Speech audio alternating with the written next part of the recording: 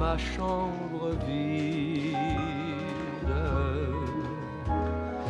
dans ma bouche un goût acide,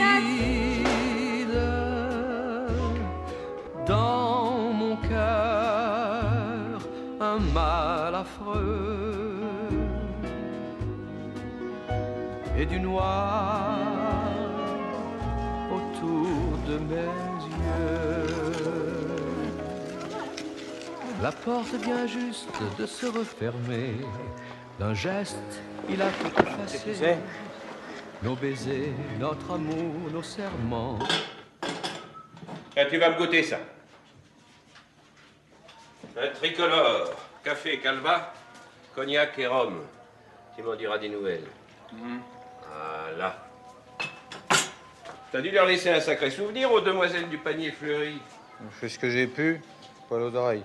Pour sûr, c'est pas tous les jours qu'elles ont un homme, un vrai dans leur lit. Hein.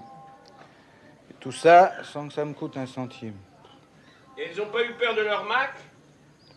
Bon, après ce que je leur ai dit. Redis-moi un petit peu ce que tu leur as dit, Marcel.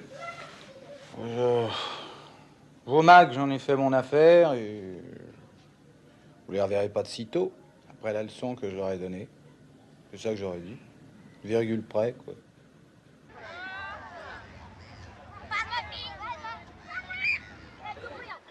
Après la leçon qu'il leur a donnée, je crois pas qu'on les revoie de sitôt, nos deux Mac. Pas vrai, Marcel? Tu l'as dit. Qu'est-ce qu'il leur a fait? Bon, il te le dira pas. Il est trop modeste. Ça fait quand même une vingtaine de fois qu'il le raconte. Moi, je me lasse pas de l'entendre. Et comme ça, tu comprendras, mon vieux Lucien, poil au chien, qu'avec les crapules, il n'y a pas autre chose à faire que ce que j'ai fait. Ah oui, mais c'est que t'es tellement plus courageux que moi, Marcel.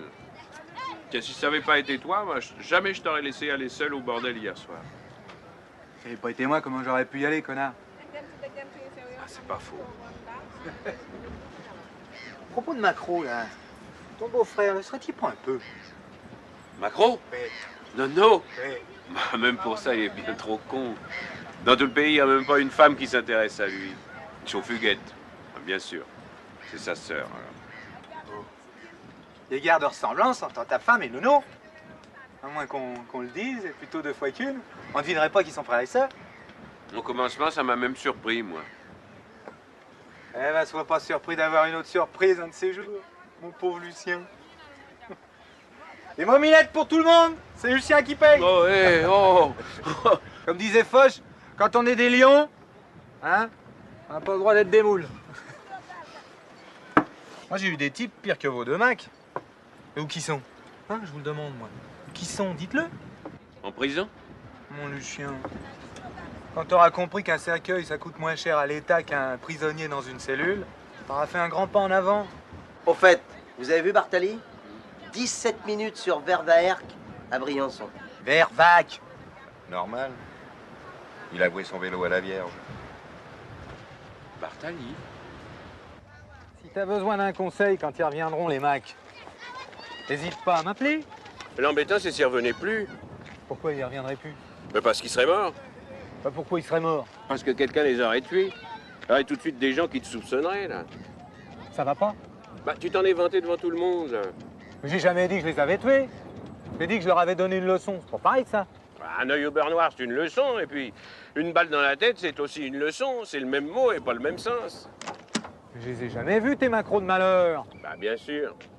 Ils pouvaient pas être là. Me dis pas que tu les as vraiment tués. Bon, regarde-moi. Tu peux imaginer une chose pareille? Oh, allons. Tandis que toi, après tous les trucs que t'as racontés à tout le monde, si par hasard le corps des deux macros faisait surface, alors là, je voudrais pas être à ta place, vu les circonstances. C'est ça, Marcel. T'as compris. Tu peux rien y faire, à part prier. Prier que si quelqu'un les a vraiment tués, on ne trouve jamais leur cadavre. Tu te rends compte, Marcel, t'as pas besoin de faire les choses pour que tout le monde croie que tu les as faites. C'est pas banal, ça, hein? Poil au chien.